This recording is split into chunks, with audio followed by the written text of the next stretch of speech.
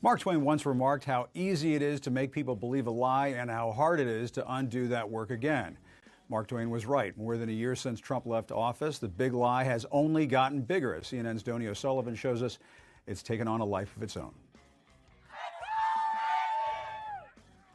What you're seeing and what you're reading is not what's happening. Former President Donald Trump's relentless attacks on the truth has eroded faith in American democracy and its institutions. You don't trust the election officials? Nope. You don't trust the FBI? Nope. You don't trust the courts? Nope. Who do you trust? Trump and his supporters. And anybody that hasn't, that when I listen to them talk, they don't turn my stomach with the disingenuousness. Do you have trust and faith now in American democracy and American elections? No. I mean, I think whoever wins, wins. I'm all about that. He will win if he runs again. But the people that know that we were cheated are almost at the point of saying, I don't want to vote because it'll happen again. Because it'll happen again. What is your reaction to a hearing from an American like that? Well, 10 years ago, it would have been shock and disbelief. And I would have thought, well, she's an outlier and she's not representative of anything larger than a fringe movement, maybe. But of course, that's not the case anymore. Barbara Walter is a professor at the University of California in San Diego. She has studied civil conflict for years, from Yugoslavia to Northern Ireland. Experts who've studied civil wars and know the warning signs, we've been talking about them, but nobody wanted to believe it. And January 6th made it impossible to deny and ignore that there really was this cancer growing in our own country.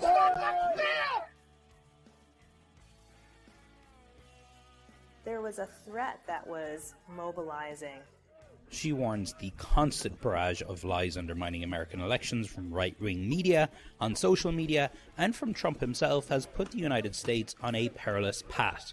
Citizens do believe what they are hearing, and if they hear it long enough and consistently enough, and if that's all they hear, they absolutely don't think it's a lie. They think it's the truth.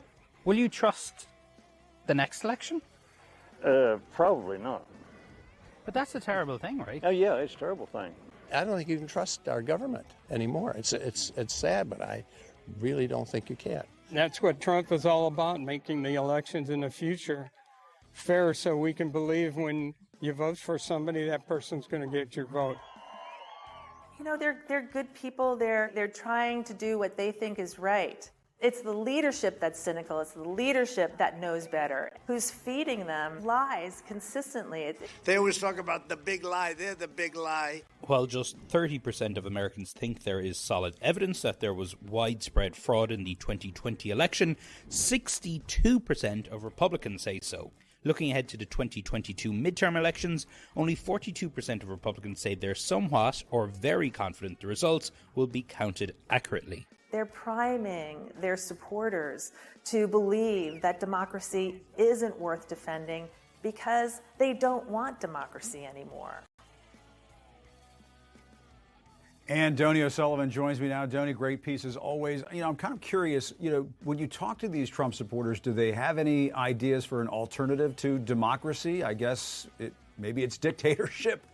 It's a Trump dictatorship. Yeah, Jim, I mean, we've spoken to, I guess now hundreds of Trump supporters all across the country over the past year and since the election. And, we have heard from people along the way when there was a coup happening in Myanmar last year, people Americans, Trump supporters looking to that, saying, oh, that would be great if we had that happen here and Trump was put back in power. What I did notice being at Trump's most recent rally in Arizona a few weeks ago was, we spent so much of the past year hearing fantastical claims about Venezuelan voting machines and bamboo paper and everything else, and that's how the election was supposedly stolen.